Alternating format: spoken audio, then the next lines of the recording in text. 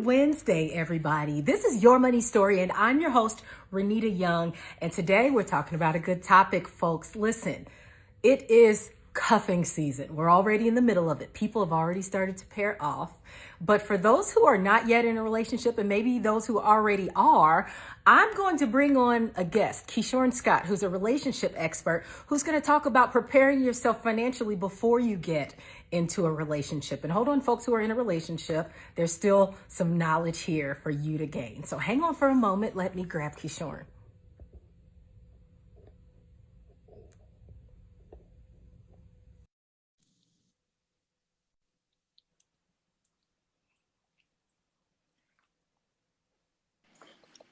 Hey, good Hey, how you morning. doing? Let me put this up a little higher. How's Same everything? here. Everything is great. I've been excited for this talk all weekend I'm and excited. all week Mm-hmm. because it's so integral to how we are as humans. Like, Absolutely. that's probably the two most important things that people need, love and money.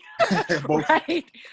And so to figure out constantly how to make them both work in harmony is worth a conversation. So Yeah, that's why absolutely. I brought you here. Thank you Thank so you for much. I taking the appreciate it. time. Of course, of course, of course. So let's talk about some background first. Keishorne, you're from Brooklyn, Yeah. and you're a best-selling author on topics involving relationships. But I want to know your relationship with money. So when Mm. you were growing up in Brooklyn, what was your relationship like with money? It was terrible. Really?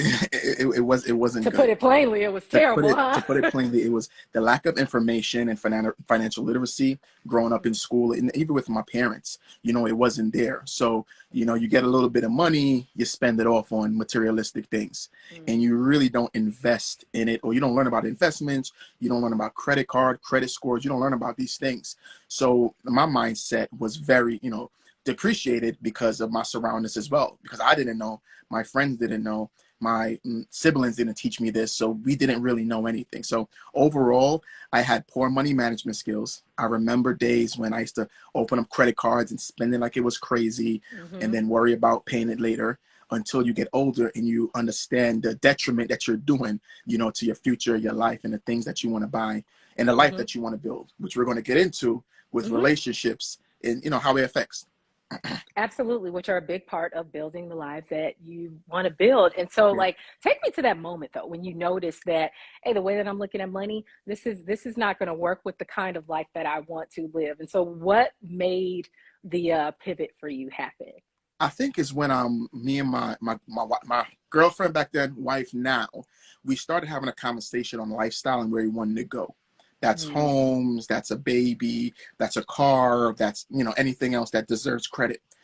We went on Credit Karma, I believe it was, and okay. the my credit score was about a 520 or 525 at that point. Huh. And Okay. I looked at it and I said, you know what, this is not good, Mm, because I can't use my information to get anything. It has to be her. And at that point, I realized that I had to make some lifestyle, make some financial lifestyle changes.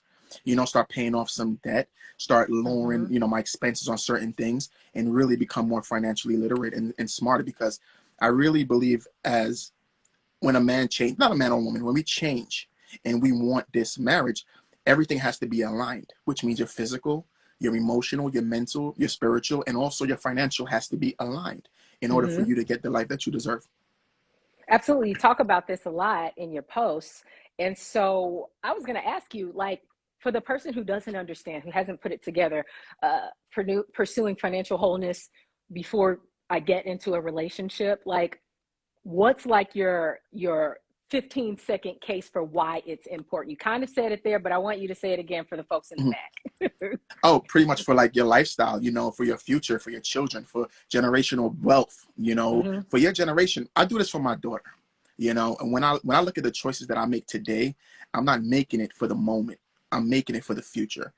Just so, she won't make the same mistakes that I make. And also, once we learn this, we can't keep this to ourselves. And especially if we have children, we have to kind of, as much as we want generational wealth, we want emotional wealth as well. We want, Mm-hmm. educational wealth as well. We That's want good. those kind of things in order to teach them that. So I think that's a very, very important way to look at it, because a lot of people look at it from a selfish point of view and not a selfless point of view. Mm-hmm. And when you're Managing your money, it has to be selfless, especially when you're in a relationship, because it's not about you. It Mm-hmm. affects us, not just I. Right. And so one of the things you say, you talked about when you looked up your credit score, maybe you still had debt at that time, but you Hmm. said that getting out of debt or having a debt payment plan, Yeah, because we understand that everyone is not perfect when they get into that relationship. But those things are some of the first things you suggest people do when they do before they get into a relationship. Yes? absolutely. I had a debt payment plan set up already. Mm-hmm. And, a lot of people on social media is doing a lot of, credit repair and things like that. But I went straight to a website. It helped me. I didn't know too much about it. Just, put it into Google. And when I came up with a debt repayment plan, was just paying it off, and my credit was growing, and my debt was Mm-hmm. going down, as well as I believe they was taking off a lot of charges, and chargebacks and things like that off of my account, which was Mm-hmm. really beneficial because I had to kind of get that down. Because as long as you have so much debt, that money that's coming in is not yours, because then you gotta have to pay. Pay it It doesn't out. get, yeah, you have to pay it out anyway. So I Right. And definitely so did that plan. you talk about the importance of having a financial plan, having that living, breathing budget, right? That you revisit maybe throughout the month, maybe throughout the week. I certainly visit mine a couple of times a week. Hmm. But tell me how this is important when it comes to actually dating. Yeah, I mean, it's very important because I want somebody who's responsible all around your life, right? Mm, I want somebody who's responsible with my heart and with your money as well. Because if you're not responsible with your income and your bank account, and those things are so precious to you, how are you supposed to be, how am I supposed to trust you with my future, taking hmm care of me, providing for me? And a backstory, I was very, financially all over the place. And I realized that's a reflection of who I am as a man. mm, I like to spend, I like to look good, I like to do this. But when you have a family, you have a wife, and you have bigger goals and bigger dreams for yourself, you have to sit down and create a plan for yourself and say, you know what, this is what I want, and this is who I want it with. So I need to be financially responsible and also love responsible as well with your heart. hmm. That's pretty good. You said love responsible and be financially responsible. And I just want to point out, folks, Keishorne did not say that having financially sound plan is important just to pay for dates. He Oh, said because no, no. Keishorne, you said because it shows your character. It shows what Yeah. kind of decisions that you'll make. I just talked about this on Quick Take not too long ago. And then you said in making that budget plan, like money needs a home. What do you Yeah. mean by that? Money needs a home. It has to have a place. Everybody's different. Everybody home is different. My home is investing. I love to invest, crypto, stocks, options, those things. Mhm. That's my forte. But also you can put your money in a savings account. You can put your money in a mutual fund. You put your money in a CD. Money has to have a home, right? And it has to have a place either where it can grow, or you can save for a destination or a goal, right? Because Mhm. every dollar has a goal, every dollar has a home. That's what people usually say. Yeah. Yeah, so you have to have a home for it and a destination of where it wants to go. And And you talk about also, oh, go ahead. no, and I wanted to touch it back on the dating thing. A lot of people love to find someone who's financially secure, like a woman. She wants somebody who's rich, or man, you want somebody who's wealthy. You got to meet the requirements. Your requirements. You can't be in debt asking Mm. somebody, for them to be wealthy. You got to meet the requirements of your requirements. You got to become what you want. Wow, that is, listen, people, I would love to hear your comments on that because people have mixed feelings about that. But I cannot disagree that you have to be what you desire, or Yeah. at least have a plan to get to what it is that you desire. And so we're almost at a close here. I want to talk about what you say when you're like money communication is key. And I'm guessing this has a lot to do with your money versus our money, or both. Oh Uh-huh. man, that topic is so beautiful, and I love the topic is because it brings back memories.